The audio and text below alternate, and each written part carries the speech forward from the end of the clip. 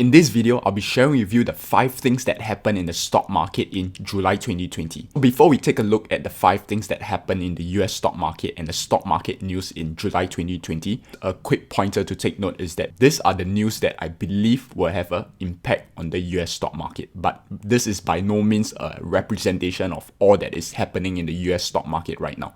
It's just my own compilation of the stock market news that I believe will have an impact on the US stock market moving forward. With that out of the way, let's take a look at these 5 things that happened in the US stock market. The first thing is the US-China tension. So this news is not something new. The tensions between these two countries have been going on for a while now, and it's not something that is unexpected, right? We have seen these tensions play out in the trade tariffs, the geopolitical conflicts, and now recently there's a new incident happening and taking place right now. And this just shows the escalating tensions between the two countries, between China and the US. What is the incident that has happened recently?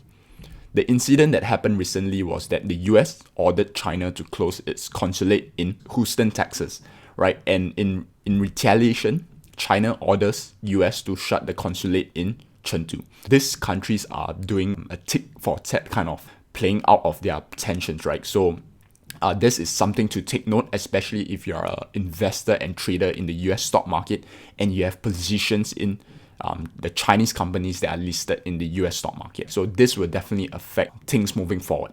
That's the first thing that happened in the US stock market in this month of July.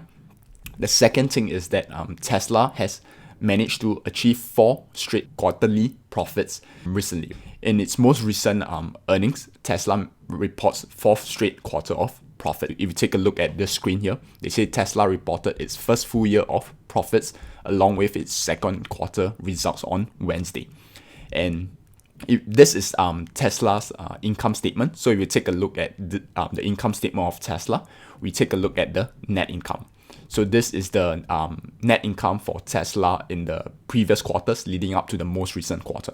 So if you take a look, it's 143 in September 2019, 105 in December 2019, and 16 in March 2020. Right, so this income statement has not been updated to reflect the latest earnings by Tesla. So the latest earnings, Tesla managed to report a net income of 104 million, right? So the net income for the most recent quarter is 104 million. So if we were to add the most recent earnings or most recent income into this income statement, so we'll add in the July 2020 and we'll add 104.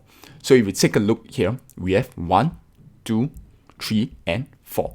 So that is 4 consecutive quarters of profits by Tesla. And the reason why this 4 consecutive quarters of profits for Tesla is significant is because of this condition, that is, for a company to be considered to be included in the S&P 500, a company has to achieve or manage 4 consecutive quarters of profits. And only recently, Tesla managed to achieve this 4 quarters of consecutive profits. So for all you guys who are not too sure, Tesla is still not part of the S&P 500.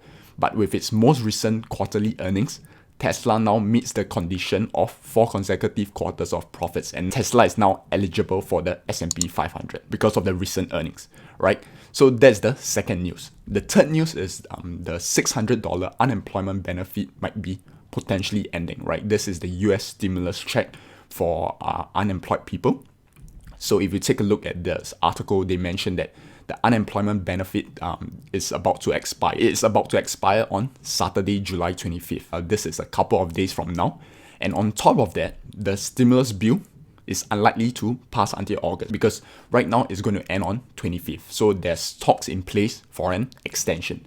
But this extension of the stimulus bill is unlikely to pass until August. And this is significant because the unemployment benefits are likely to expire before a new bill is passed, right? So this means that unemployed Americans might go for a period of time without this unemployment benefits.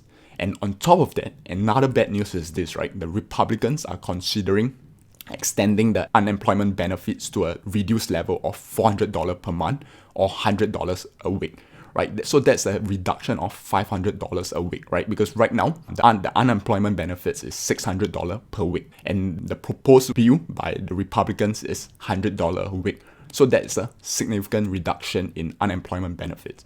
And this can affect the stock market in a couple of ways, right? So the first one is because these unemployed people might not be able to pay their bills with this new unemployment benefits, right? Because it's a big reduction in their unemployment benefits. So that's the first thing. These unemployed people might not be able to pay their bills.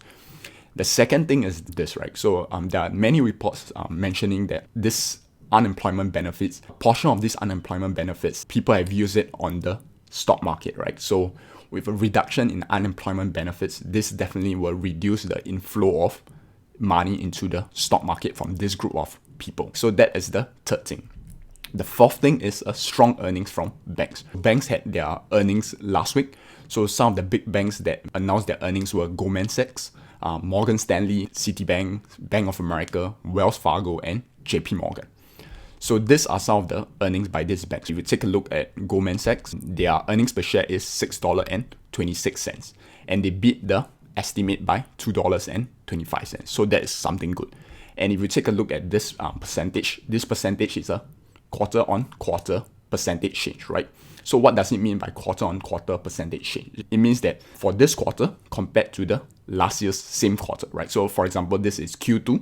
That means if we compare Q2 of 2020 against Q2 of 2019, Goldman Sachs earnings per share has increased by 7.75%.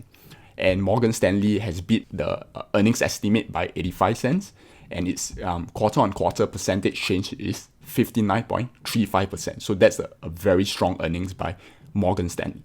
And if you take a look at Citigroup, JP Morgan, and Bank of America, they also have beat earnings. And all of these banks beat earnings except Wells Fargo. That's also something to take note for the banking sector, because the banking sector has produced quite a strong earnings for this quarter. The last thing that we'll take a look at is the slowdown of tech stocks. I have a video where I talk about the slowdown of tech stocks, but I thought I'll include this in the things that happen in the US stock market this month, because this is also a significant event happening. So if we take a look at some articles, this article by Market Watch mentions that the Dow ends more than 350 points lower as tech shares lead the stocks. Like the Dow Jones is down 1.3%, the S&P 500 is down 1.23%, and the Nasdaq, which is heavily weighted towards the tech, is down 2.28%. So the Nasdaq is the worst performing of these three indexes.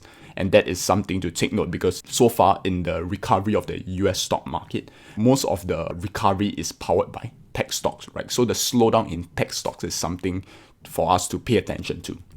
And we see that Microsoft shares slipped 4.3%, Apple traded 4.5% lower, and Amazon and Netflix both dropped 3.6% and 2.5% respectively. This slowdown in tech momentum is definitely something to pay attention to, because like I mentioned earlier on, so far in the stock market recovery, most of the recovery is powered by tech stocks, right? And now that tech stocks are slowing down, this might also affect the recovery of the US stock market moving forward. So hopefully you guys have learned something from this video. If you did, make sure to drop a like on this video. It helps the algorithm and it allows me to produce more content.